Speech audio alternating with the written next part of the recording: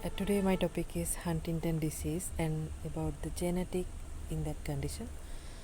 But I know it's possible sometimes a patient with the Huntington disease or a person with a family member with Huntington disease or relative with Huntington disease also can find this video when they are searching in the YouTube. So I try to explain in simple word for them to also understand it.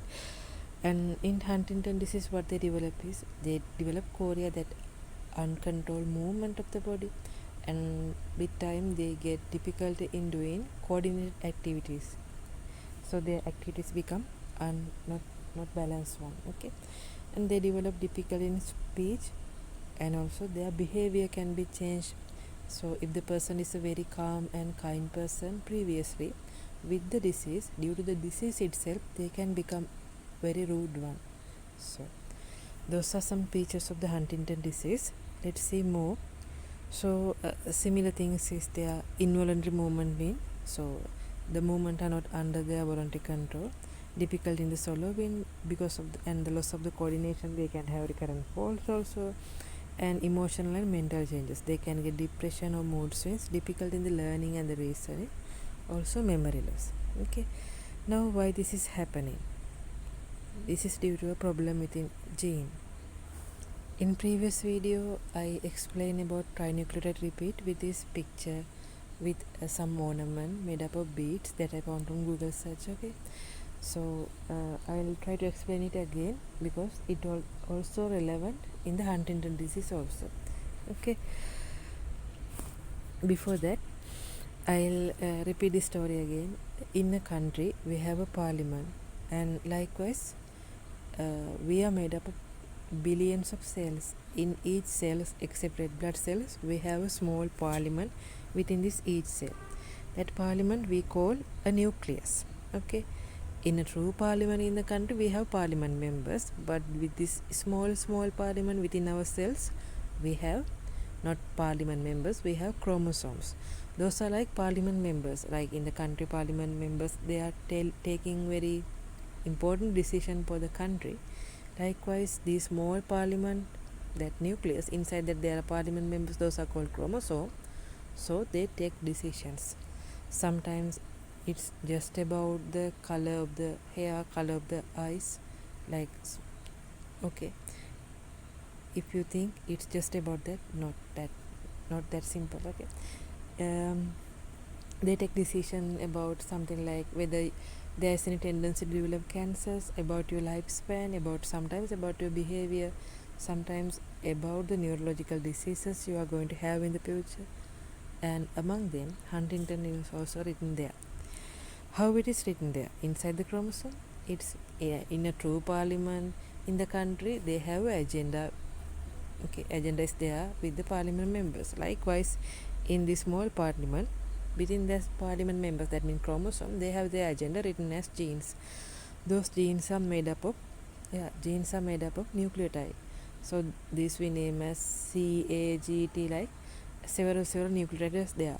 That's why I took that image with the ornament made up of beads. Okay, so in the gene, there are exonic region and intonic region. If we take this flower like area as exonic region and black area as intonic region, the protein coding region is the exonic region. So this flower like area is the exonic region. Okay, in trinucleotide repeat, what is happening there is there are in the exonic region there is a triplet of repeating. So instead of the CAG ones, there is CAG again and again. So what is happening there? Each triplet is coding for a particular type of amino acid. So when they are synthesizing the protein, what happens is instead of the one particular amino acid, they are going to have more and more. CAG, for example, is standing for coding for glutamine. So when the CAG is expanding, so the particular protein will get more and more glutamine. So why we are talking about the CAG and the glutamine here?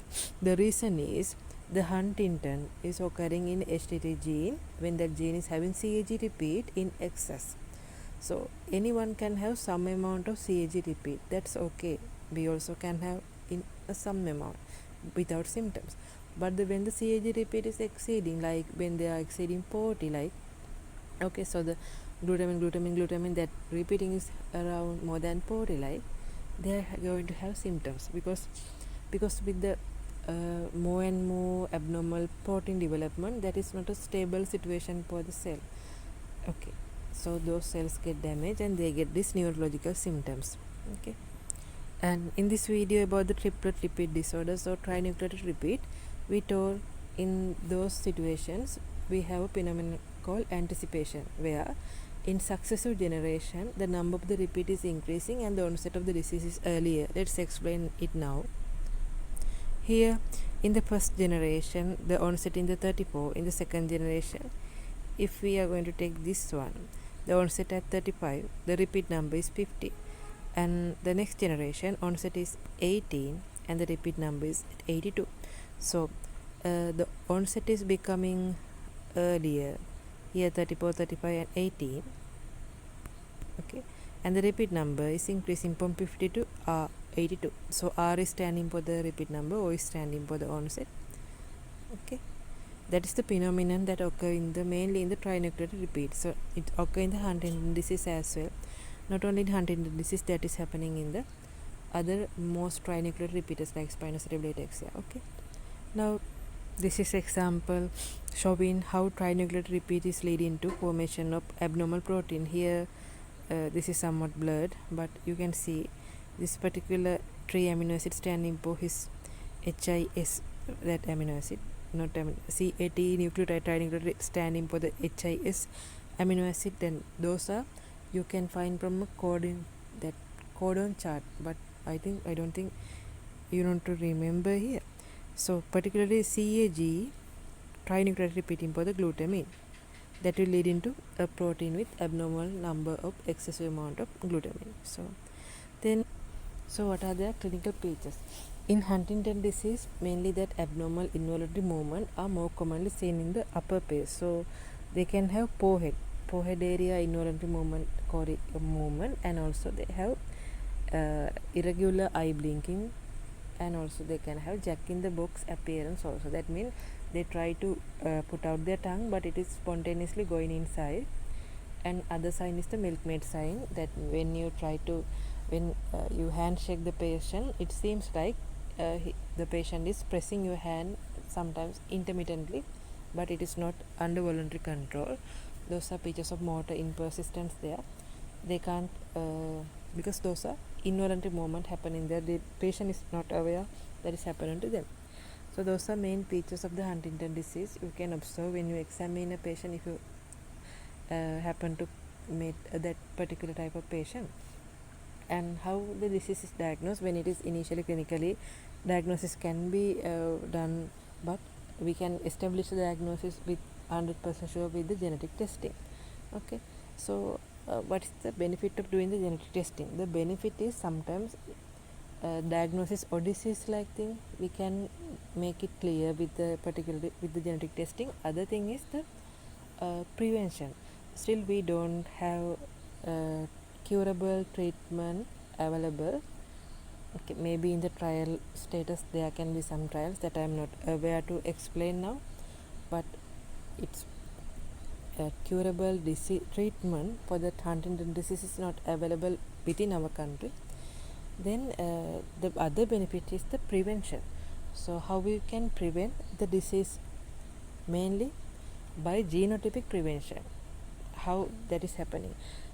Because of use of the alternative method of reproduction. In the genetic counseling, they provide alternative method of reproduction, like going for the IVF, in vitro fertilization technique. In that case, even with the use of the particular patient's gamete, then they can choose a embryo with embryo biopsy or another type of technique like pre-implantation genetic testing. They can choose embryo which is not having the Huntington disease. So those are available techniques that also used to prevent the genotypic prevention. Okay, and then other options in the alternative reproductive methods are like adoption. That's another option. Okay, and so those are mainly discussed within the sessions of genetic counseling. So if we diagnose the patient with Huntington disease, then we can repurpose genetic counseling also. Then yeah, that's all for today's video about the Huntington disease. Yeah, although it's a very not a curable disease at the moment, so I wish one day someone will find a curable treatment for disease. At the moment, we can only prevent the disease occurring in next generation with the genetic counseling and alternative methods of reproduction. So one day, I wish someone is able to find a treatment to cure the disease. Okay, thank you for listening.